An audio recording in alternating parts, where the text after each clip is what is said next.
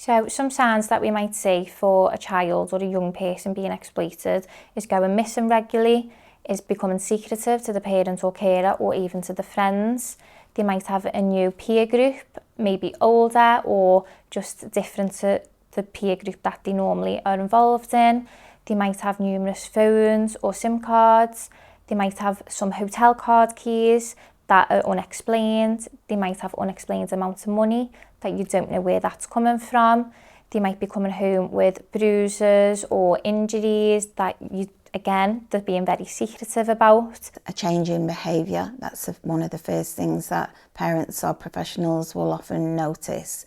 And when we say kind of behaviours, we refer to them as pennies in the bank, because it's not just one kind of behaviour that is an indicator of child criminal exploitation. So it could be involved being seen with injuries, repeated kind of sexual illnesses, infections, unwanted pregnancies.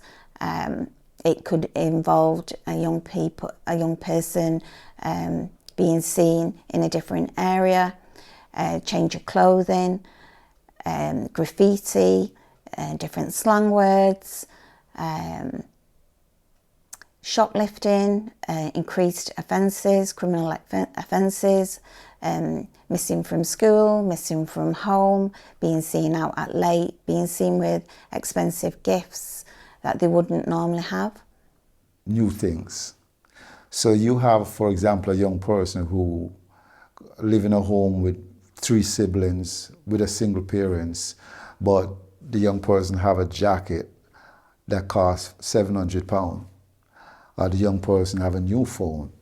We also ask people to be vigilant of old things that are coming through the door. So children will hold burner phones or line phones for the county line that will be old phones, so old Nokias, what we would describe as a burner phone, something that you wouldn't expect that child to typically have because it's not something that they would want to have around. You can't use any social media with it, so why has that child got a really old type phone?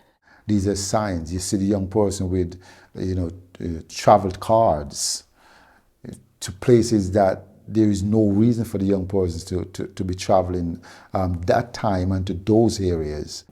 Another thing that we need to be mindful of, is there a change of behaviour within the family dynamic? Have they become more not involved in what's going on with the family? Have they become more isolated? Do they spend more time out of the house than they do in the house? Often when children become involved in county lines activities, there's can be a change in language because the gangs will use specific sort of street terms to describe things. So if you're sort of noticing a child that suddenly starts using terms like trap house, trapping, that's then talking about the location. If you hear them talking about shotting or shots, that's the actual dealing of the drugs. So often there'll be, I need you to go here to shot, or can I go? Anybody need any shots? If you're sort of seeing a change in that language, or you're picking up on that sort of language, or they're saying they're going OT, which is out of town, that could be them going to another section of either that county or out of county. So they're the sorts of things I would advise people to look out for as a bit of an indicator as well.